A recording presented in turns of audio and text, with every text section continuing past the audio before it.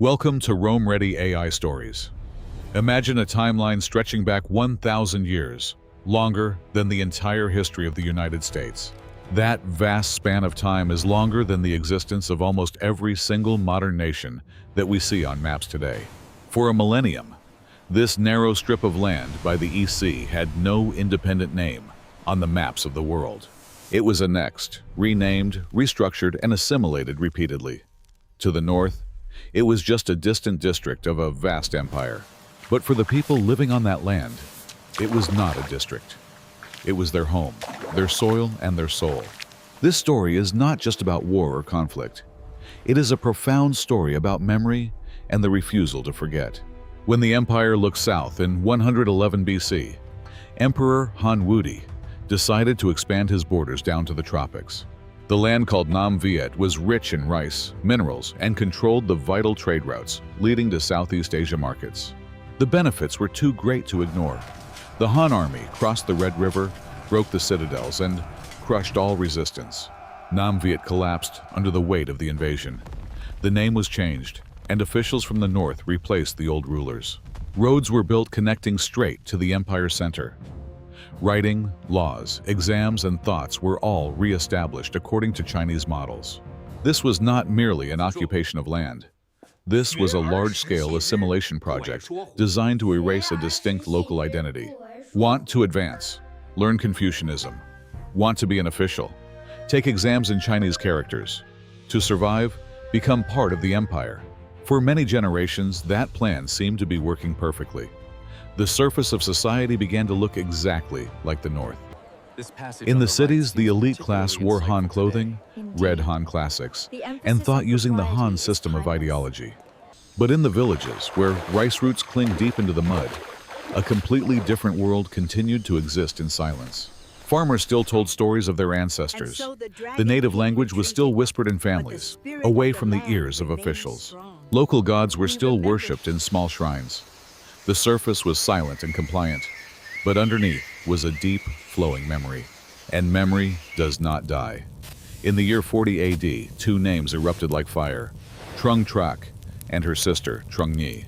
When Trung Trak's husband was executed by a Han official, they did not choose submission. They chose to wage a total war. Two women riding elephants led tens of thousands of insurgents. In a rare historical moment, they drove out the northern administration. They declared independence. For 2 years, they were free. It was a glimpse of what could be, a taste of sovereignty. Then, the Han army returned with overwhelming force. The uprising failed. The two sisters threw themselves into the river to die. The empire thought they had extinguished the rebellion, but they had inadvertently created a legend that would never be forgotten. From then on, every child grew up knowing, we once stood up. The fire was hidden, but it was never extinguished. Century after century, uprisings broke out. Lai Bi in 544 established the state of Vanshuan and claimed emperorship. Mai Theklan in 722 gathered tens of thousands. Feng Hung in the late 8th century captured the citadel of Tongbin. Each time they were suppressed. Each time they failed. But each time the Vietnamese people learned something vital for their future. They learned how to organize, how to form alliances, and how to wait for the right moment. They learned patience. The Chinese won every battle, but they could not win against the waiting. They could not defeat the patience of a nation. In the early 10th century, the North fell into chaos after the Tang Dynasty collapsed. Warlords fought for power and control. Control over the South weakened significantly. A Vietnamese general named Ngo Quyen saw the opportunity he had been waiting for. He understood one thing his predecessors did not. Victory requires not just courage, but the perfect timing and strategy. When the Southern Han fleet entered the river, they did not know that sharp iron-tipped stakes waited silently beneath the water. The tide receded. The massive warships were trapped. Wood pierced through the hulls. The fleet was shattered in a moment of chaos. The Battle of Bach was not just a military victory. It was the definitive end of 1,000 years of domination. Ngo Quyen proclaimed himself king. Vietnam returned to the map, this time as a truly independent nation, separate and free. Korea paid tribute but kept sovereignty. Japan learned Chinese culture, but stayed out of direct control due to the ocean. Only Vietnam was completely annexed, swallowed whole, and then separated itself through sheer military force and cultural resilience. That creates a psychological difference. Vietnam did not just keep its distance. Vietnam was swallowed, and it fought its way out. History never sleeps. In 2014, when China placed an oil rig in disputed waters, anti-China riots exploded across Vietnam. To outsiders, it was a resource dispute. To the Vietnamese, it was a trigger for a deep, ancestral memory of survival. When Joe Biden visited Hanoi in 2023 to upgrade relations to a comprehensive strategic partnership, it was about power balance. Vietnam has not forgotten the war with the United States, but they certainly have not forgotten 1,000 years with the North. History is not the past. It is the filter through which every single current decision is processed and evaluated today. Vietnam is deeply economically dependent on China. Trade, supply chains, and investment are all tightly and inextricably linked together. But the national psychology is built on a foundation of resistance. Will economics erase memory, or will memory shape strategy? Two neighboring nations share 2,000 years of interaction, but carry two completely different stories about their shared past. To China, it is a land that once belonged to the empire. To Vietnam, it is the longest resistance in history. 1,000 years. Empires come and go, dynasties rise and fall, borders change, but one thing outlasts them all: the will of a people who refuse to disappear. Vietnam was conquered. Vietnam was assimilated. Vietnam rebelled. And Vietnam won. And they still remember. This memory is their shield and their compass in a complex world. From a district without a name to a strategic partner of global powers, the journey has been long and bloody.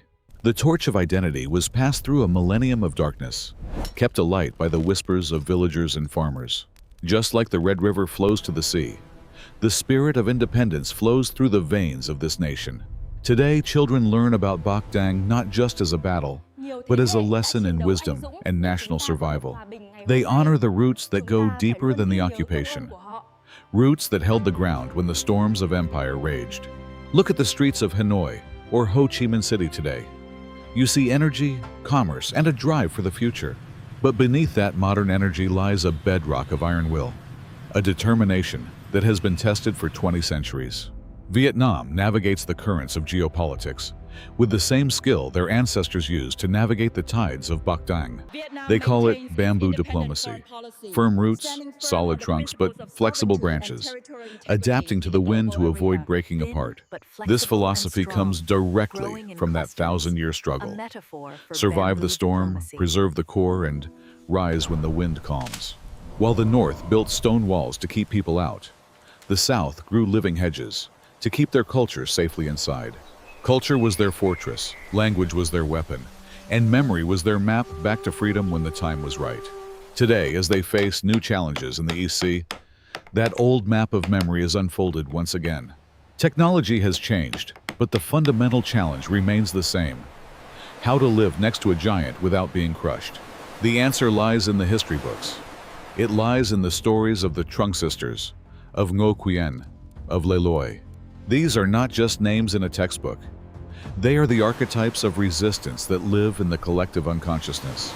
Independence is not taken for granted here. It is celebrated because everyone knows the terrible cost that was paid for it. The DNA of Vietnam is encoded with the struggle for autonomy. It defines who they are and how they see the world. They integrate but do not dissolve. They learn from the world but keep their Vietnamese essence intact and distinct. This land, shaped by human hands over thousands of years, is a testament to the endurance and labor of its people. Every inch of the border has been defended with blood. Every mountain pass has a story of ambush and defense. Beauty and tragedy are intertwined in this landscape. The peaceful waters hide the graveyards of invading fleets. If the ancestors could see Vietnam today, they would see a nation that has achieved what they could only dream of. A nation that stands tall, prosperous, and independent. A nation that writes its own story on the pages of history. The 1,000 years of darkness are over, but the light of memory will guide them for the next 1,000 years. 1,000 years. A story of survival. A story of identity.